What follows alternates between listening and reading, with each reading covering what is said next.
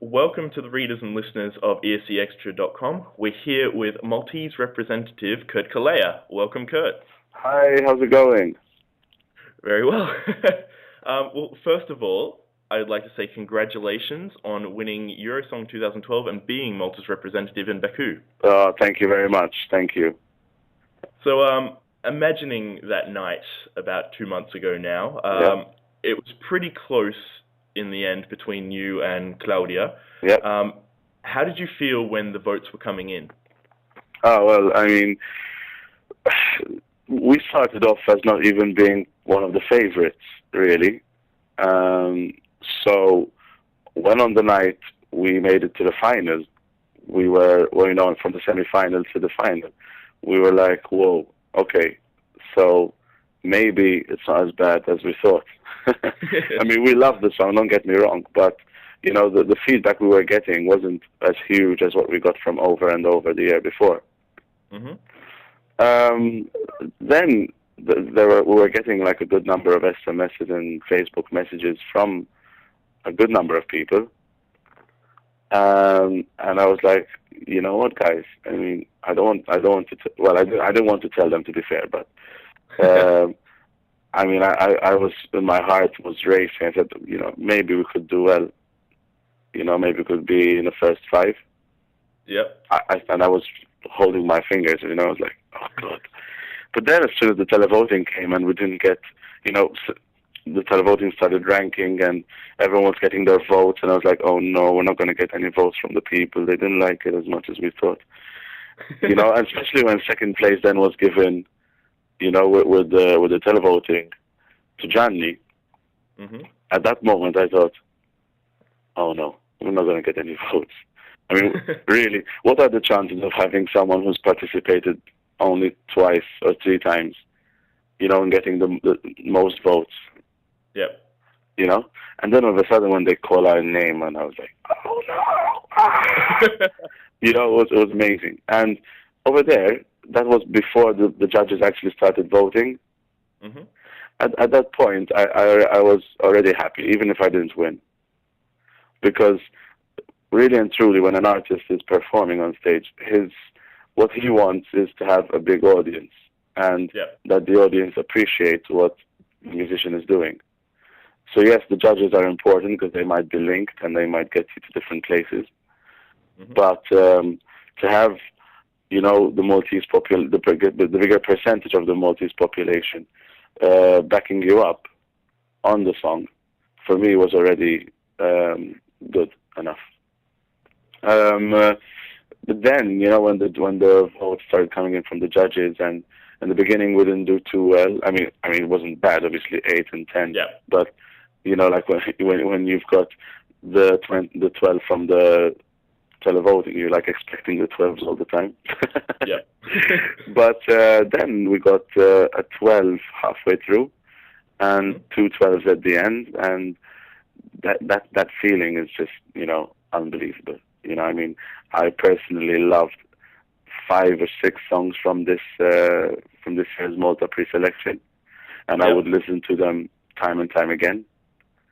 So for my song to have done better than the songs that I liked, obviously I liked my song, obviously, but when your song, you're always biased towards your song. Of course. But the fact that my song was liked the most by the people and second best by the judges, second favorite is still not too bad out of 24. So yeah. I mean, it's an amazing feeling. You get to feel. It's a feeling that not many people get to live, unfortunately. So, and my family are very happy with it. We're very happy to have had such a positive response, even from friends and family and people who meet us, in the street. Like if you're walking or having a jog around, or if you're having dinner or if you're clubbing, people just come up to you and say, well done. And, it's amazing. The other day I was in a club and they played my song. Oh, wow. And I was like, whoa. And then all of a sudden, like 5, 6 people came and lifted me up and like running around with me in the club. It was so embarrassing. But at the same time, you're really enjoying the fact that people are appreciating what you're doing. Yeah. Very cool. Yep. Well, in the 2 months since you won, what have you been up to? And oh, right. Well, I mean, first of all, I went through a life change. Of course. Obviously, like all of us, one day you are a regular participant in an annual event, and the next you're its winner. I mean, yes, it's the festival is so dear to the Maltese that it's when you do win it, for the next couple of months, I guess that the way they say, you're like the most popular person in Malta. So obviously it takes some getting used to. Even if, for example, you're out for dinner, you're out on a date, you're out with friends. It takes some getting used to. Yeah. It's fun. I mean, I love every minute of it. The fact that people are saying well done and stuff like that, and coming up to you and saying I like your song and like your style, blah, blah, blah. But it takes some getting used to, mainly for family and friends, I'd say. Even for me, but for me, I'm enjoying it the most. Of course. Whereas family and friends would be like, look, this, you know what I mean? They might actually not know how to react to it, and sometimes I fear that it affects how fans might be looking at. They might think that my friends are making fun of them, whereas the truth is, they're so happy with the fact that we're getting a good response that they don't know how to react to it. Yep. But also, I mean, we've also been up to. We went to Azerbaijan to perform in their final. Their pre-selection. We went to Bulgaria and Lithuania to perform also in their national selections. We did the music video, which I'm very happy with. What else have we been up to? I mean, I've been training 4 times a week, physically and vocally every day. We've been rehearsing. TV and obviously the press has been so supportive. We've had a couple of ups and downs, naturally, but that's quite normal, I'd say. I mean, other than that, it's just regular old Kurt, in the studio, writing songs and, looking forward to having a good time and having people have a good time. Just doing what you do. Just doing what I do, man. Excellent. Now, how did you come to work with the team behind your song? Oh, well, so the team that I had in the Maltese pre-selection is made up, it's made up of my band. Yep. Warren and Elenia, who is our backing vocalist, who will not be joining us in Azerbaijan. The band is made up of my brother Kevin. Yep. So the guitarist, the one with the red guitar, is the funky guitar, is my little brother Kevin. Then I've got Chris, who is the lead guitarist. Yep. We met a couple of years ago during a charity event. We were playing for a charity event. It was quite successful. Rebecca, who's my drummer, I was like a childhood friend. We grew up together. And Warren is a friend was a friend of mine since we were 14. We were in a production together. And since then, we both supported each other. But in the meantime, I helped him also audition for a scholarship in Cambridge, and he graduated there. And then years later, he came as a dancer. He's as a proper all-rounder, but mainly focusing on dance. And he's done musicals in Ireland, and he's been in a music video with Tyre Cruz. He's been working on cruise ships, and now I sort of contacted him to be in Malta to do this, and he was really, really happy to do it, and he's doing a great job at it. And unfortunately, our bassist, who wasn't, because of this year he's about to graduate, so this year he had to sort of take a bit of a year slowing down from music, and it had to be the year that we win, in which he wasn't there with us. David is also a friend, was in a band with Chris, my lead guitarist, and that's how it all came around, really. So it's a real friend and family situation. Yeah, exactly. Very lucky, I'd say. because I mean, apart from that, I love the image of my band. Mhm. I like how everyone has his own style of clothing and his Yep. own style of music, but then we sort of are able to get it together. Mhm. I just enjoy jamming with the band really. When we have a gig, it's like we're in our bedroom jamming, in our studio, and we're jamming. You know what I mean? So So it's really for the love of it. it is. I mean, you can't do something if you don't love it. You can't do a good job at something if you don't love it. That's what I believe, at least. Okay, so for the Eurovision community, we've only known you since 2010. But have you always been singing, or do you do other things as well? Um, well, my story, my singing story, takes me back when I was very young. But Mhm. I used to try to audition for the school choirs, and when I say try, I actually mean try because I never used to get chosen for the choir. Oh. Yeah, I mean, my family is all sport orientated. Me, Mhm. my brothers and my dad used to play football. My mom used to be a pro volleyball player. Wow. Yeah, and I'm the fat kid with the guitar. um, uh, but I don't know. I mean, I used to do it just to be with my friends. To be fair, Mhm. I never had a love for it as a kid. But because in the break, then during rehearsals, I would end up alone because all my friends actually got chosen. Funnily enough, Yep. I would actually sneak into the rehearsals, and like year in year out, I did that for 3 years running. I'd sneak in for the rehearsals. I didn't. I used to audition, wouldn't get chosen, then sneak in for the rehearsals. And then at some point, it just clicked. I mean, I remember being at church, and I was singing the church hymns as a kid, because you go to mass with the family and stuff like that. And this old woman turns to me and says, "Oh, you have a lovely voice." and and I think it was then on where I sort of got the courage to do it because I mean, then I remember the Pope had come to Malta, Pope John Paul II, Yep. and they were going to do a special choir for him, and I thought I'd audition, just you know, since now I was loving it because of the old lady, and then I actually got chosen. I got a solo, and yeah, I mean, such a prestigious moment, in a little kid's life, I guess.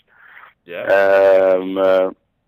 But really and truly, then after that, I was just singing in the church and in this youth center in Malta, where in my little town where I live. Um, and the first time I actually took a singing lesson was at the age of 16. So that's 7 years ago now. About 7 years ago. That was the first time I took a singing lesson.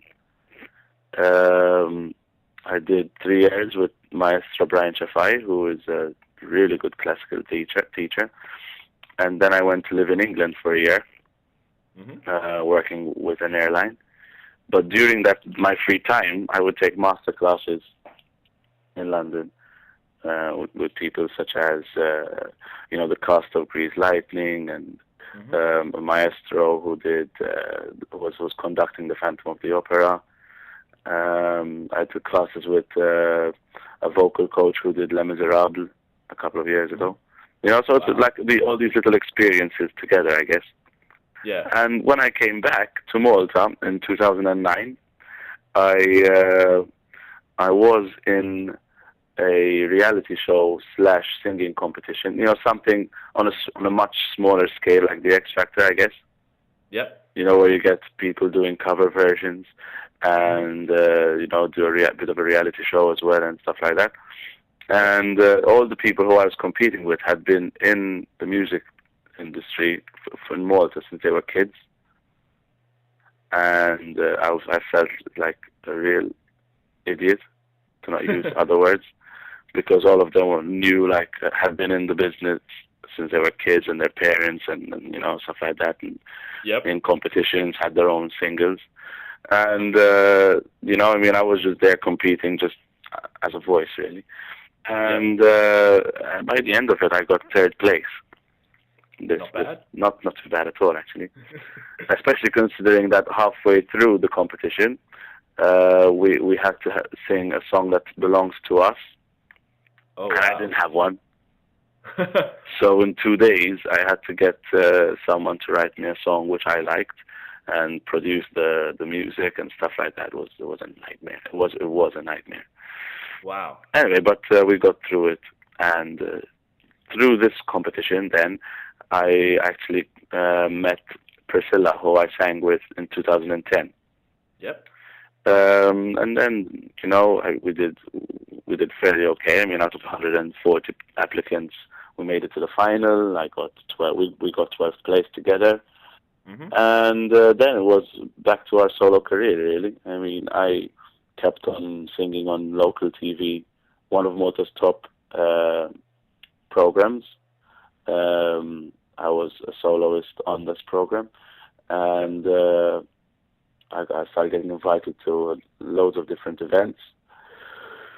Um, and then in September of 2010, I went to Venice. I was invited to Mhm. sing in Venice, and that's where I met the composer of "This Is the Night" and "Over and Over," Ah. and that's how our collaboration started, really. And the rest is quite easy to follow now, because through then we got "Over and Over," third place. Last year had a really eventful year. I mean, I sang. I was invited to sing for the Princess of Malaysia. Wow. Yeah, I went. Actually, she flew me all the way to Malaysia for 10 days just to sing like half an hour. It was amazing. I mean, a That's holiday pretty for free. crazy. A holiday for free in beautiful Malaysia, meeting royalty and stuff like that. And then after that, I sang in Zuccaro's concert. Mhm. Zuccaro is an Italian, major Italian artist, but he's performed in places like all around the world, really. But he's a really big artist, Anyway, and I was Wow. his supporting act, and then I went back to Venice because I was invited again. I went there this time, obviously, just as a guest performer, not as a competitor. Mhm. And yeah, I mean, then we worked on "This Is the Night," Johan and myself, and here we are today. Excellent. And now I hear that you also have a day job that you do in addition to singing. Is that true? Yeah. I mean, What do you do? the thing is, obviously at the moment, it's my full-time job is Of course. music. And income-wise, I was never able to. I can't complain from music even Mhm. before winning. But because most of the work is done in the evening, I thought I'd used my mornings Yep. to boost myself really and to do something worthwhile. And Yep. in Malta at the moment, we've got a bit of an issue with the electricity bills. Mhm. I mean, I'm sure around the world it's quite expensive as well, but in Malta the electricity is just, when you compare them to the wages, Yep. it's just scary. So I've taken a stand, and like pushing alternative energy. Very cool. Like you get these photovoltaic panels on Yep. on your roof, and the sun sort of gives you electricity, really. And Very cool. it's greener. It's an investment. It's something that is saving people a lot of money, and I mean, I get to be the good guy. I get to be the hero who saves them a lot of money. I actually end up being invited to so many weddings and parties by the people who invest. I become a friend, a family friend. Oh wow. So that's good. And And they'll be I like, imagine if and they'll be like, my good friend Kurt helped with this, and now he's helping Malta again. and now he's having more well, trying to. Now, Malta is widely perceived to be possibly the most enthusiastic country when it comes to Eurovision. Would you consider yourself a Eurovision fan? Well, I mean, as a kid, we on Eurovision nights we used to order Chinese, and stay in or go to friends and watch Eurovision and try to guess who's going to be the winner. Mhm. Um, so yeah, I wouldn't say I'm like a Eurovision fan, the kind which I know all the songs and who's representing who and the names. And normally, as a kid, I'd be like waiting for the night and just enjoying the performances. And the one that I like the most, I'll be like, okay, let's go for this one. So I wouldn't know like beforehand anything about anyone, really. So casual fan. Yeah, I mean, I'd keep my the date open. That day it would be Eurovision only, but I wouldn't know any songs. I wouldn't have heard any of the songs beforehand, if I'm honest. Fair enough. No, that's. I mean, that I think to the majority of Europe is still a lot more enthusiastic than. You know what? I mean, I actually believe in it. I mean, it's nice to get all these, the interviews and the preparations and the promotional tours, all amazing. It's fun for me as an artist, especially. But the fact that beforehand, before internet and before, all the stuff, we would just wait for the night. Yeah. And you listen to all the songs on the night. Just made it a bit more. In my opinion, obviously, that's just one person's opinion. I think it made it more exciting. Yeah. Having said that, because you hear all the songs before, everyone has an equal chance. Yeah. So then it just comes down to how they perform on the night. I think. Yeah, definitely. But, I mean, for example, I know for sure that a lot of people who would have heard the songs would have already made up their mind who they're going to vote for. So I don't find that fair. But, maybe they decided to vote for me, so in that case, good on you. Well, do you have a favorite Maltese Eurovision song? You mean a song that represented Malta? Yes. It's very difficult, especially if my Maltese friends will be listening to it, because, like most of them are my friends nowadays. Yeah. But the song which I love playing on the piano and singing is This Time by William and John. For two reasons. One, first of all, I think it's the only song in Maltese Eurovision that is closer to my style or genre of music. I guess Even I Do by Fabrizio is close, but it's more dancey. I'm more of a band act. Yep. But also William and John is my dad's cousin. Of course. Funnily enough. So obviously, as a kid, you'd be like, that's cousin, and I'd be like, he's my uncle. So people will think I'm cool and stuff like that, No, but I mean, honestly, the song, we play it as a band. We like it. Yeah. So I like Keep Me in Mind a lot by Mike Spiteri. I liked, let's see, my favorites, I guess, would be William and John, Mike Spiteri, and Angel by Chiara. And obviously Little Child by Mary Spiteri. Of course. I actually listened to it a couple of days ago, Little Child, and it still gives me goosebumps. It's amazing. So that's cool. Very cool. Love you, Mary.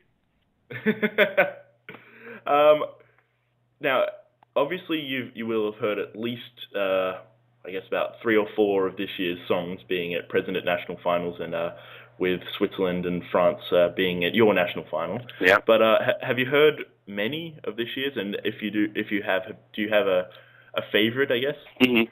Well, I don't know if this comes across as a like a snobbish thing. I hope it doesn't, because it's not the intention. I normally I don't like to listen to the other songs because it affects me. Yeah. I don't know if that makes sense, but like sometimes I can get disheartened if I listen to other songs. Like last year, for example, I liked the song so much, and even this year, that I started losing faith in the song. You know what I mean? And okay, then we did work on having a good song, having a good performance, and yes, we ended up doing well last year, and obviously we did very well this year. But I don't know, it gives me this feeling, especially if I'm starting to hear all these amazing songs, you know, it might give me this disheartened feeling. But obviously, because I have been around promoting the song, I actually, and you know, people send me the links of other songs, and you'd be like, okay, let me listen to this one. And I've listened to the Azerbaijan entry, I've listened to the Italian entry, the English entry, Switzerland, France, Lithuania. I've listened to a couple, Denmark.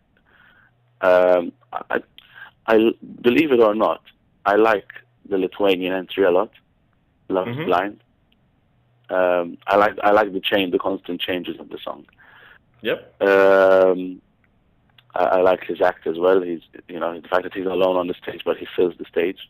Doniatas, I think it's his name. I like also the Danish song, Should Have Known Better. It's, you know, the band act again, the female drummer, who we've become very good friends, Ihan. Ihan is the Danish drummer. And we've become very good friends because we met in the Bulgarian final. Right, okay. Yeah. That makes sense. Yeah. I think those are obviously those are just obviously my favorites, but the songs that I've heard so far are of a certain, you know, I like Engelbert's song. I liked the Cyprus entry, the French entry. But if I were to choose my favorite, I'd be Denmark or I actually like the Lithuanian entry. Wait, and the Swedish. The Swedish. I mean, what was it called? Euphoria. Right? Oh my God, it's a good song. It's a very strong song. I wouldn't be surprised if it does well, obviously. But it is a very good song and very difficult to compete with. But, you know, it all comes down to the night, and this is the night. It might be the night. And, it all depends on the act, and you know what I mean? Yeah. Do you have a message for the readers and listeners of ESCExtra.com? Yes, I do. Don't be afraid to go after your dreams. If you can see it in your mind, if you can visualize it, you can definitely get it. Believe and achieve. Yeah, man. Woo! Well, thank you very much, Kurt. Thank you for speaking with us today. And on behalf of myself and the website, we'd like to wish you all the best in Baku, and we'll see you there. Thank you very much. And thank you to all the listeners and readers.